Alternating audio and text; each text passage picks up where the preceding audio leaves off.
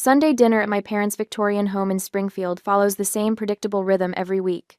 The familiar scent of pot roast and rosemary potatoes, mother's insistence on using the good china despite the occasion's informality, father's methodical carving of the meat. Even the drive over is routine 15 minutes across town, past the courthouse with its copper dome gleaming in the afternoon sun. But today, something feels different.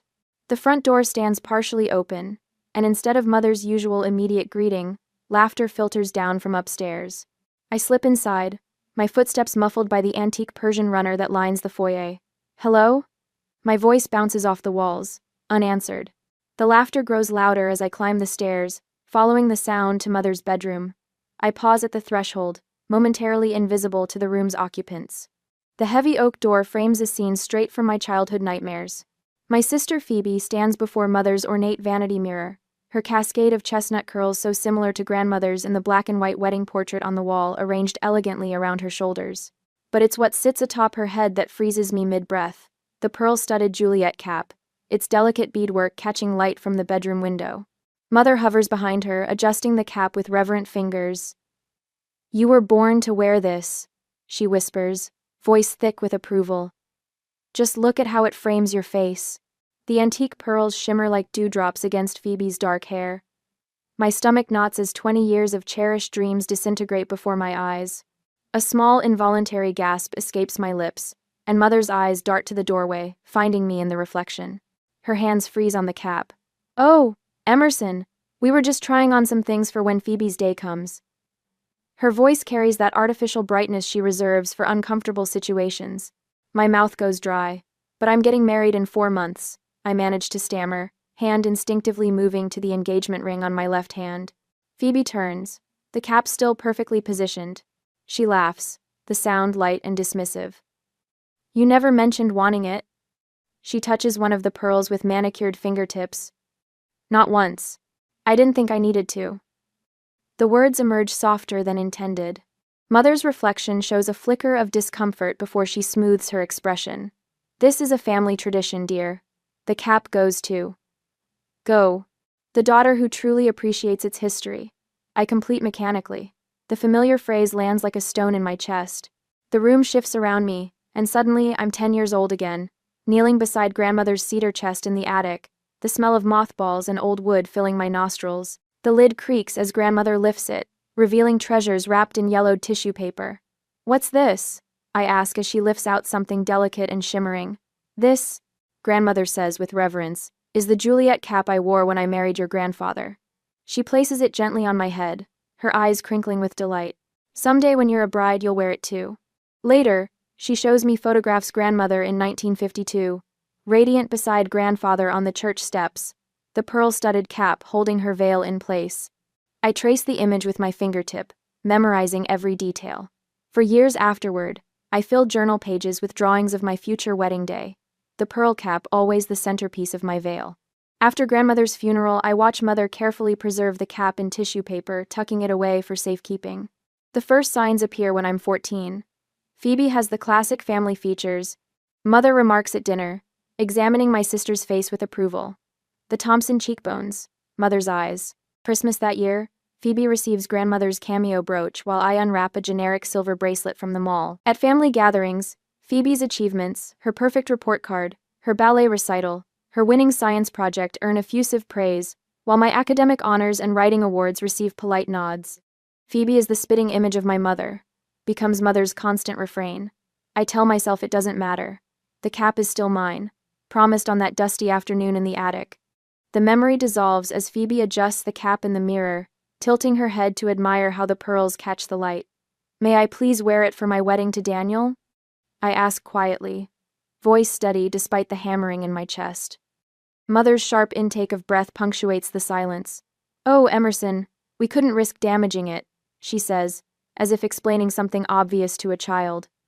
Phoebe removes the cap with careful hands, placing it on a velvet cushion. "Besides, it complements my features better," she adds with a small shrug. "Everyone says so." The bedroom door swings wider as father enters, his Sunday paper tucked under one arm. "What's all this about?" he asks, surveying the scene with mild interest. "Emmy wants to wear grandmother's cap for her wedding," mother explains. Father's expression softens into the patient look he reserves for what he considers my impractical notions. You know family traditions, Emmy, he says gently. Some things just make sense a certain way. And in that moment, with crystal clarity, I understand. There was never any tradition about which daughter would wear the cap. The tradition was created for one purpose: to ensure I would never have it. The pearl-studded Juliet cap gleams on its cushion, as far beyond my reach as the moon. 30 minutes later, the dining room clock ticks with maddening precision as Mother serves pot roast onto bone china plates. Father unfolds his napkin, with the same methodical motion he's performed every Sunday for 30 years. No one mentions what happened upstairs. These potatoes are exceptional, Father says, breaking the silence that stretches between us like a wire. You've outdone yourself, Patricia. I pushed the food around my plate. My appetite vanished. The image of Phoebe wearing grandmother's cap refuses to fade. Emmy, you've barely touched your dinner, Mother notes, her tone deliberately light. Everything all right? Before I can answer, Phoebe launches into a detailed account of her latest work project. I watch Mother's face transform with interest, nodding and asking questions. When was the last time she showed that level of engagement with my career? Your sister's quite the rising star, Father comments, beaming at Phoebe. Then he turns to me with a different expression, indulgent, patronizing. You've never been one for sentimentality, Emmy, always so practical. The label stings because it's so fundamentally wrong. I've kept every birthday card, pressed flowers from significant moments, and maintained journals since childhood. My apartment brims with mementos. Yet in their narrative, I'm the unsentimental daughter because it justifies their favoritism. I'd lend you the cap, Phoebe offers with a smile that doesn't reach her eyes, but traditions matter in this family, don't they, Mother? Mother nods, pleased. Indeed they do. Didn't your grandmother always say the cap was for her first grandchild's wedding? Aunt Vivian asks, reaching for her water glass. She came 15 minutes earlier, unaware of the incident, yet somehow she knew and squeezed my hand under the table. The question drops like a stone into still water. Mother's fork freezes midway to her mouth. More potatoes, anyone? She asks too brightly, rising from her chair. Vivian, help me bring out dessert. As they disappear into the kitchen, Father checks his watch. The Cardinals game starts in 20 minutes. I drive to Aunt Vivian's farmhouse the following afternoon, questions churning in my mind. Her porch swing creaks as we settle with glasses of sweet tea. Your grandmother was very specific about her wishes, Aunt Vivian says, retrieving an old hat box from her hall closet. Patricia knows this perfectly well. She places a bundle of yellowed envelopes in my lap. The handwriting on them, elegant, sloping script, makes my throat tighten. Grandmother's letters. Go ahead, she encourages. I open the first envelope with trembling fingers. My dearest Vivian, it reads. The Juliet cap should grace my first granddaughter's wedding day. Little Emmy has her heart set on it, and I've promised it to her. Make sure Patricia remembers this when the time comes. The words blur as tears fill my eyes. I pull out a faded photograph tucked inside me at age 10, sitting on grandmother's lap, the pearl-studded cap tilted on my small head. Both of us beaming. There are more, Aunt Vivian says softly. Letter after letter mentions me by name, describes my fascination with the cap, reiterates grandmother's promise. The final letter, dated just months before her death, is explicit. The Juliet cap belongs to Emmy. She treasures its history more than anyone. Your grandmother intended it for you. Aunt Vivian confirms, her hand warm on mine. Patricia deliberately reinterpreted her wishes. She's always favored Phoebe, though heaven knows why. Armed with this evidence, I visit my parents the next evening. Mother listens stiffly as I spread the letters on their kitchen table. That's not what she meant, Mother says finally, barely glancing at them. It's exactly what she meant. She names me specifically in every letter. Father peers at one letter, then shrugs. Can't you just buy something similar? David's bridal must have options. The suggestion slices through me. To him, one white headpiece is interchangeable with another, devoid of history or meaning. Phoebe enters the kitchen, assesses the situation, and immediately tears up. You're trying to ruin my future wedding, she accuses, voice quavering perfectly. This is so like you, Emmy, always wanting what's mine. What's mine? The audacity steals my breath. Some traditions simply suit certain people better, Mother says, gathering the letters into a neat stack and handing them back to me. I'm sorry you feel slighted, but my decision stands. I leave without another word, unshed tears burning behind my eyes. Daniel holds me that night at our apartment as I finally break down, curled against him on our sofa. I don't understand, I whisper between sobs. Why has it always been like this? His arms tighten around me. Because they're wrong, Em. Not because you're unworthy. My phone buzzes with a text from Leanne. Your mother called asking about rehearsal dinner preferences. I told her to talk to you directly. What happened? I call and explain everything. They've always done this to you. She fumes.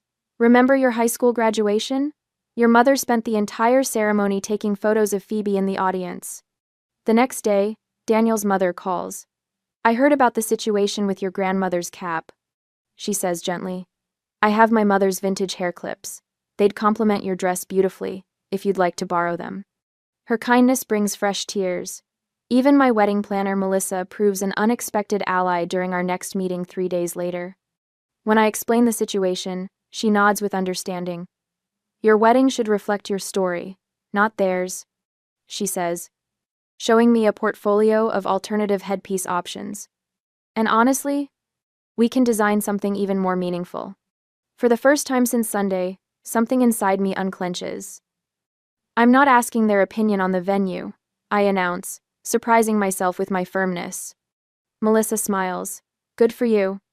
The next milestone comes during my dress fitting Tuesday next week.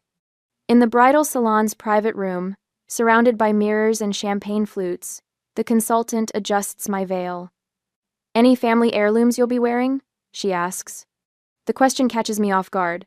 I once dreamed of wearing my grandmother's pearl-studded Juliet cap. I admit, voice cracking slightly. In the changing room afterward, I break down again. It was all I ever wanted for my wedding day, I confess to Leanne, who holds tissues and patience in equal measure. The consultant knocks gently before entering. I couldn't help overhearing, she says, her eyes kind. What does your perfect day actually look like? The question stops my tears. I've been so focused on what's been taken that I haven't considered what I truly want, one where I recognize myself. I answer slowly, realizing the truth of it only as the words emerge. She nods, understanding something fundamental. Then that's exactly what we'll create. Looking at my reflection, white gown shimmering under salon lights, I see past the missing cap to the woman beneath. For the first time, I wonder if breaking free from their expectations might be a different kind of inheritance. One grandmother would have valued even more than pearls. The next day, while preparing for the client meeting, my phone buzzes for the 5th time in 20 minutes. I stare at the screen, watching Phoebe's name illuminate again. The Instagram notification beneath it reads, Phoebe Kelly tagged you in a post. My thumb hovers over the alert before I finally tap it, a familiar sense of dread washing over me. The photograph fills my screen. Phoebe sits at mother's vanity, hair professionally styled, makeup flawless. Grandmother's pearl-studded Juliet cap perches atop her head like a crown. The caption beneath reads, The pearl-studded Juliet cap, our family heirloom, will be mine someday. Family tradition. Heirloom jewelry. Wedding traditions. The comments scroll beneath like a chorus of approval. You were born to wear it, writes Aunt Meredith. Just like your grandmother, adds cousin Rebecca. Absolutely stunning on you, Mother has commented, adding a string of heart emojis. I set the phone face down on the kitchen counter, my hands trembling. The morning sunlight streaming through the window suddenly feels too bright, intrusive. Daniel appears at my side, his coffee mug pausing halfway to his lips when he sees my expression. What's wrong? He asks, setting his mug down to peer over my shoulder. I wordlessly turn the phone toward him. His jaw tightens as he reads, eyes narrowing. A muscle works in his cheek. This is deliberately cruel, he says finally, voice low with controlled anger. They know you're getting married in 4 months. They know you wanted that cap. Maybe they forgot, I offer weakly, but the words taste false even as I say them. Daniel's hand covers mine. Emmy, don't do that. Don't make excuses for them. The buzzing continues as messages pour in from relatives. Aunt Vivian's text appears. Just saw Phoebe's post. Are you all right, dear? At least someone remembers. 3 days later, I sit at the Springfield Country Club, surrounded by family celebrating my grandparents' 60th anniversary. The linen tablecloth feels crisp beneath my fingers as I twist my napkin into a tight spiral. Across the table, Mother beams as she accepts compliments about Phoebe, who's wearing a navy dress that Mother probably selected. Phoebe will make such a beautiful traditional bride. Great Aunt Martha announces to the table, patting Phoebe's hand. She has the Kelly bearing. Always has. Uncle James nods sagely. The perfect debutante bride of the future. Your mother showed me the photographs with the cap. She'll wear Mother's cap just beautifully. Mother agrees, her voice carrying just enough to ensure I hear it. I pull my phone from my purse, opening the wedding countdown app. The screen blinks back at me. 112 days.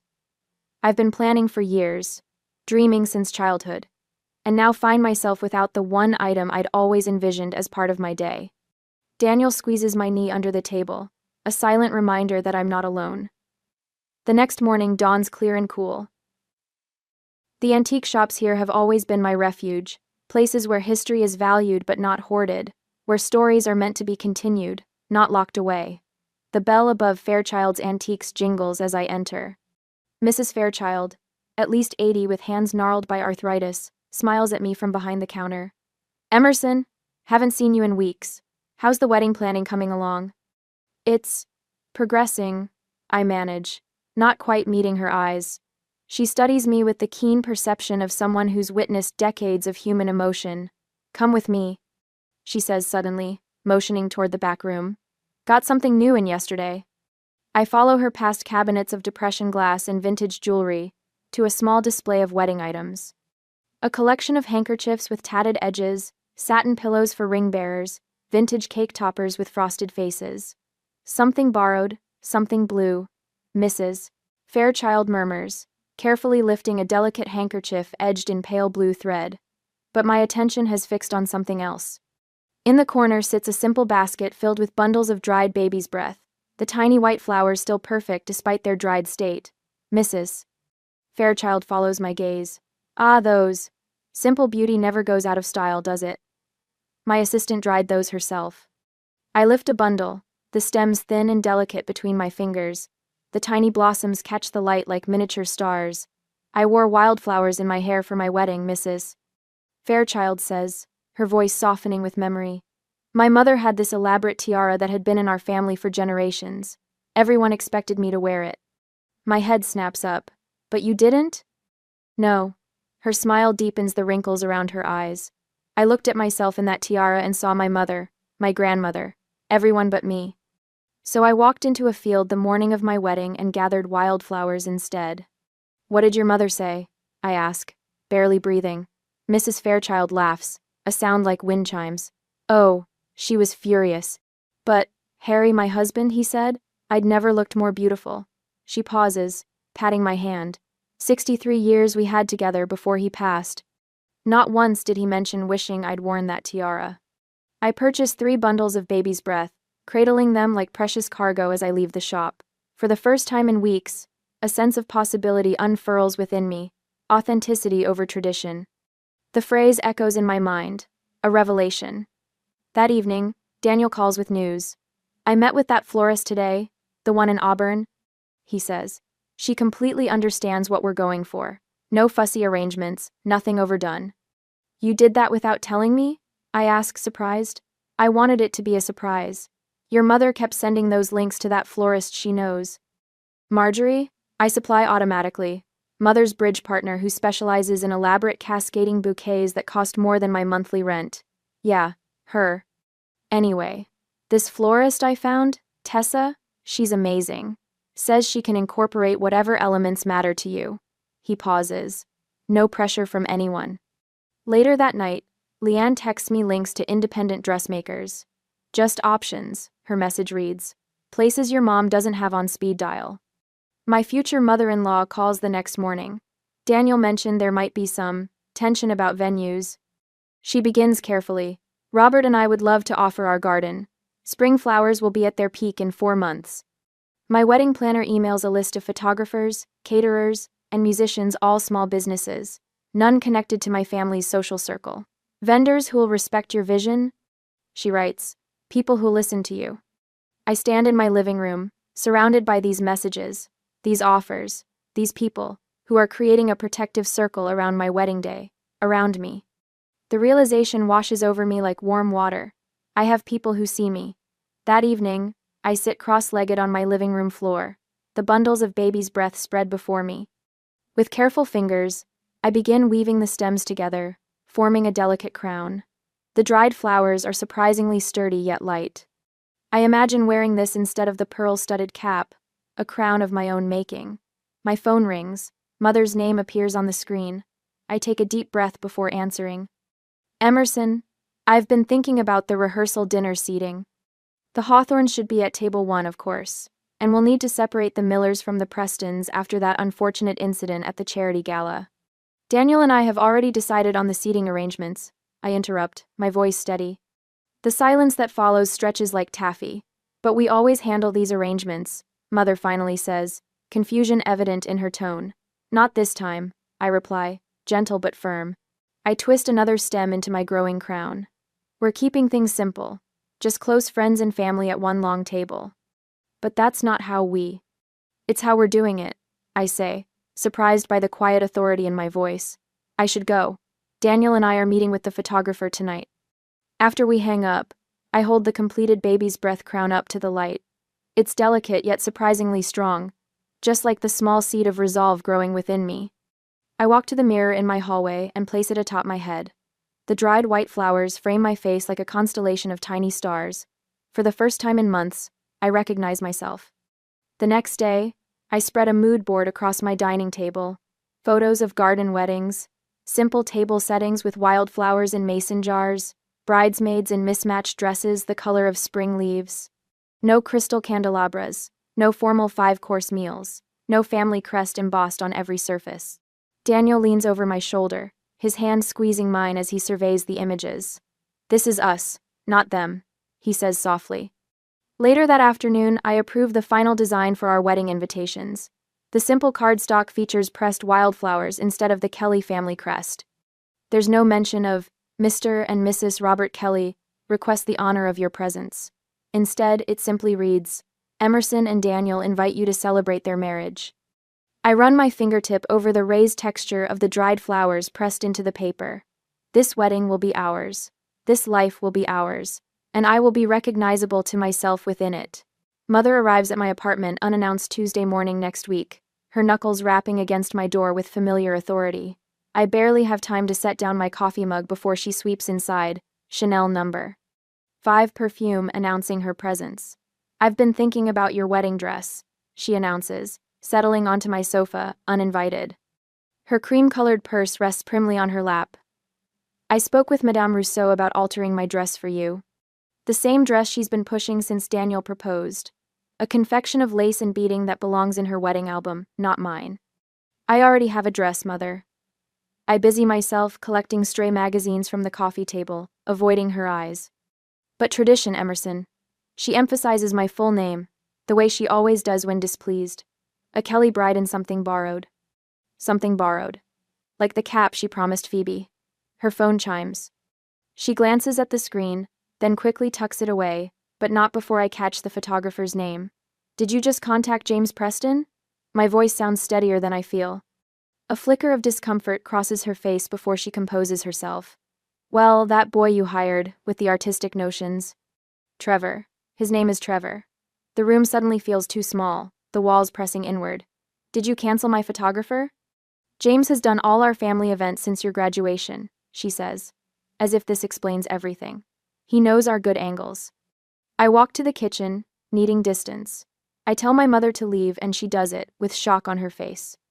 However, between the cutting board and knife block sits today's mail, including an envelope in Father's distinctive handwriting. Inside, a check for $5,000, with a note reading, "For a proper wedding. Love, Dad." My phone buzzes 10 minutes later. Phoebe's tearful voice fills the speaker when I answer. "Emmy, please." She hiccups dramatically. Mom's beside herself. "You're tearing the family apart with this rebellion." The word hangs between us. Rebellion. As if choosing my own photographer, my own dress, my own vision is an act of war. "I'm getting married, Phoebe," I say quietly. Not starting a revolution. Not. After she hangs up, I sit at my kitchen table and write a note to Father. "Thank you for your generosity. We've got this covered." I I tuck his check inside, seal the envelope. No anger, no accusations, just boundaries, finally erected after 31 years. The wedding planning website asks for my password.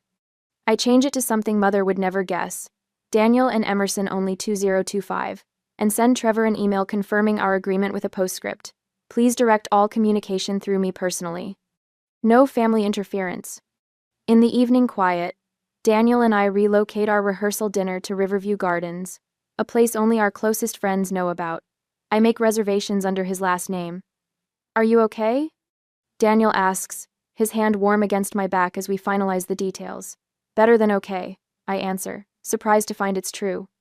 I close my journal where I've written, my wedding will be authentic, not performative. The next morning brings an unexpected call. Margaret Holloway's voice, wavering with age but clear with purpose, fills my ear. Grandmother's best friend, calling from her retirement home in Oak Ridge. I saw Phoebe's post about that cap. She says without preamble, your grandmother would be so proud of you, standing your ground. You knew about the cap? My throat tightens. Elizabeth always said it was for you. She told me how you sat for hours drawing it in your little notebooks. Margaret's voice softens. Some people rewrite history to suit themselves, Emerson. Doesn't make it true. After that, wedding RSVPs begin arriving directly to my email rather than through Mother, Aunt Joanne, Uncle William, cousins I haven't spoken to in months, each message carrying subtle solidarity. Father appears at my office Thursday lunch hour, awkwardly holding a paper bag containing a sandwich from my favorite deli. Your mother means well. He begins, his standard opening when peacemaking. The fluorescent lights highlight the gray in his hair. I know she does, Dad. I accept the sandwich but not the excuse. That evening, my phone chimes with a text from cousin Stella. Can I be seated away from Aunt Patricia? Like you, I need some space. I need some space. I stare at the message, understanding blooming like a time-lapse flower. I'm not alone in finding the family dynamics suffocating. Others have felt it too, have been waiting for someone to break the pattern. The final dress fitting feels like victory 2 weeks later. No mother hovering with suggestions. No Phoebe commenting on how certain styles might be more flattering. Just me and a seamstress who smiles approvingly at my reflection. The gown falls in simple lines, the ivory satin catching light without sequins or beads. My shoulders look stronger than I remember, my posture straighter. You look like yourself. My wedding planner, Tessa, says quietly. On the vintage vanity sits my creation, a delicate crown of baby's breath with tiny vintage pearl pins nestled among the white blooms. Not an heirloom passed down, but something new, created with my own hands. I place it carefully on my head, the weight familiar from practice. In the mirror, I see a woman I recognize. Someone who makes her own choices. This feels right, I whisper, and for the first time in months, I smile without reservation. In weeks to come, I carefully organize and confirm everything once more regarding my wedding. This time I chose myself and my future husband. The evening before the wedding arrives, with Mother appearing at my apartment door one final time. She holds a familiar box, its velvet covering worn at the corners. I've brought the Juliet cap, she says, voice strained with effort. Just in case. I look at the box, at the treasure I once coveted, then at my mother's expectant face. Thank you, I say gently, but I've made my choice. Bye. Confusion clouds her eyes, but it's what we've always done. I think of the baby's breath crown waiting for tomorrow, of the decisions made without family approval, of the boundaries finally established. It's what you've always wanted. I correct her softly. Something shifts in her expression, the first fragile recognition that maybe, just maybe, there's a difference. Morning sunlight filters through the oak trees, casting dappled patterns across the garden behind my childhood home. I sit on a wrought iron bench, still in my robe, watching butterflies dance between the hydrangeas.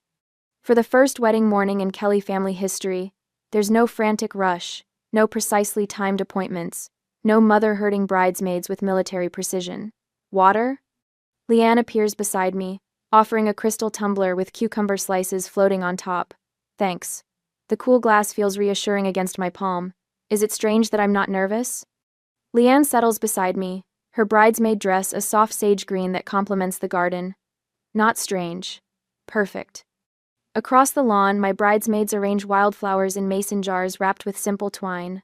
No formal bouquets, no color-coordinated ribbon cascades, just blooms gathered fresh this morning. The absence of Mother's preferred florist feels like oxygen. Ready for your crown? Leanne holds up the delicate circle of baby's breath I'd crafted yesterday. Tiny white blossoms intertwined with ivy sprigs and secured with nearly invisible wire. Nothing like the elaborate pearl-studded Juliet cap I'd dreamed about for 20 years. I nod, closing my eyes as she places it gently on my head. The weight is almost non-existent, yet I feel its presence like an anchor to this moment, this choice, this freedom. Take a look. Leanne guides me to the vintage standing mirror we've positioned beneath the maple tree. The woman reflected back surprises me. My simple silk dress falls in clean lines, unadorned except for vintage buttons down the back. My hair frames my face in loose waves rather than Mother's preferred structured updo. The baby's breath crown sits like morning frost, delicate and ephemeral. I recognize myself, I whisper. A slight movement in the mirror's edge catches my attention. Mother stands in the doorway, watching. Her expression shifts between confusion and something else I can't quite name. She's wearing the navy dress she bought for Cousin Rachel's wedding, her pearls perfectly aligned at her throat. Her hands grip her elbows as if holding herself together. She opens her mouth to speak, then seems to think better of it, retreating inside without a word. You okay? Leanne asks, adjusting a strand of my hair. Surprisingly, yes. And I mean it. The garden transforms throughout the morning. White market lights strung between trees, simple wooden chairs arranged in a semicircle, a handcrafted arch covered with greenery, no grand floral arrangements, no monogrammed aisle runner, no string quartet. Just the garden where I'd spent childhood summers reading under trees, while Phoebe practiced ballet poses on the lawn for Mother's approving gaze. Daniel waits beneath the arch, his grandfather's pocket watch chain just visible against his vest. When our eyes meet across the garden, his smile breaks like sunrise. No rehearsal dinner disaster, last-minute vendor crisis, or family drama can dim the certainty in his eyes. I spot Phoebe's arrival from my hiding place near the kitchen door. She's overdressed in a formal cocktail dress and heels that sink slightly into the grass with each step. Her discomfort is visible as she navigates the informal setting, glancing around as if expecting to find familiar trappings of Kelly family events. Ready? Father appears beside me, adjusting his tie nervously. We stand in silence for a moment, the weight of unspoken conversations between us. He looks at me properly for what feels like the first time in years. Emmy, he begins, then stops himself. His eyes drift to the baby's breath crown, then back to my face. You look like your grandmother right now. My breath catches. Is this another comparison where I'll fall short? Not because of any heirloom, he continues softly, because of your grace. The words land like pebbles in still water, sending ripples through years of collected disappointments. Did you know she wanted me to have the cap? I can't help asking. I suspected. He offers his arm. But I've never been brave enough to challenge your mother on things that matter. We begin walking toward the waiting guests, my hand resting lightly on his sleeve. And now? Now I see what courage looks like. His voice roughens. I'm sorry it took so long. The path to Daniel feels both endless and instantaneous. When I reach him, his hands close around mine like coming home. Our vows contain no mention of family traditions or proper roles. Instead, we promise partnership, growth, and the creation of our own path forward. When Daniel speaks of your quiet strength these past months, tears spring to my eyes. He's seen the battle behind my peaceful exterior, the determination beneath my smile. Applause surrounds us as we share our first kiss as husband and wife. I catch glimpses of unexpected expressions, Great Aunt Martha nodding with approval, Uncle James wiping a suspicious moisture from his eye, Father standing straighter than he has in years. At the reception, conversations flow around me like water. Most authentic wedding I've attended in decades, says Mrs. Whitaker, Mother's garden club rival. Your grandmother had that same spirit, adds Uncle Thomas, pressing my hand. She never did care much for pomp. The photographer captures moments I never planned, Daniel spinning me under apple trees, Leanne laughing with my cousins, guests dancing barefoot on the grass. Not a single staged family portrait with forced smiles and perfect posture. From across the garden, I notice Mother overhearing guests, praising the refreshing simplicity and genuine warmth of our celebration. Her face tells a complex story I can't fully read. As evening descends and market lights twinkle overhead, Phoebe approaches, clutching a familiar velvet box. "You don't need the cap," she says quietly. "You never did." I wait, sensing there's more.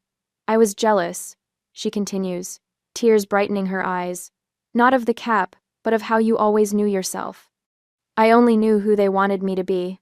She extends the box. "Grandmother would want you to have this. I know that now." The moment stretches between us, the cap finally within my grasp, the dream suddenly within reach. I place my hand on the box but don't take it. "Keep it," I say gently. "I've found my own way." As Phoebe's fingers tighten around the velvet box, I notice for the first time how young she looks beneath her perfect makeup, how uncertain beneath her practiced confidence. The crown of baby's breath sits light upon my head as I turn back toward my husband and our future, blooming where I've chosen to plant myself. 6 months later, the Christmas tree in our living room stands adorned not with expensive ornaments but with memories. Wedding photos hang between twinkling lights, my baby's breath crown clearly visible in each frame. Daniel adjusts a handmade ornament, a miniature wreath of dried flowers, before stepping back to admire our handiwork. "First Christmas as the Thompsons," he says, wrapping his arm around my waist. "No dress codes, no assigned seating, no mandatory gift exchange." I lean against him, savoring the peaceful quiet of our home. The dining table awaits our guests, with mismatched vintage plates I collected from thrift stores. No family china in sight. The gifts beneath our tree are mostly experiences, concert tickets, cooking classes, weekend getaways rather than objects that gather dust. When the doorbell rings, I don't rush to smooth my hair or check my lipstick. The woman who opens the door is someone my family might not recognize. Confident, relaxed, unburdened by the need for approval. The evening unfolds without the familiar tension. No one criticizes the cranberry sauce or questions my choice of centerpiece. When Father asks about our honeymoon hiking trip in Colorado, he actually listens to my answer instead of waiting for his turn to speak. The phone rings 3 days later. Mother's name appears on the caller ID. "Would you show me how to make that crown?" Her voice carries a tentative note I've never heard before. "The one you wore at your wedding." It was distinctive. From Mother, this is practically a declaration of surrender. At the family New Year's gathering, I find myself in the garden with my 16-year-old cousin Sarah, teaching her to weave wildflowers into a simple circlet. Her fingers fumble with the stems, but her face glows with concentration. "Aunt Patricia always says I should wear my hair up to look more elegant," she confesses, "but I feel more like me when it's loose." I hand her another daisy. "Then wear it loose." Phoebe arrives wearing jeans instead of her usual cocktail dress. When Uncle James remarks on her casual appearance, she shrugs. I wanted to be comfortable. Our eyes meet across the patio. Something has shifted. Months later, for our first anniversary, Daniel and I return to the garden where we exchanged vows. Under the same oak tree, he presents me with a wrapped package.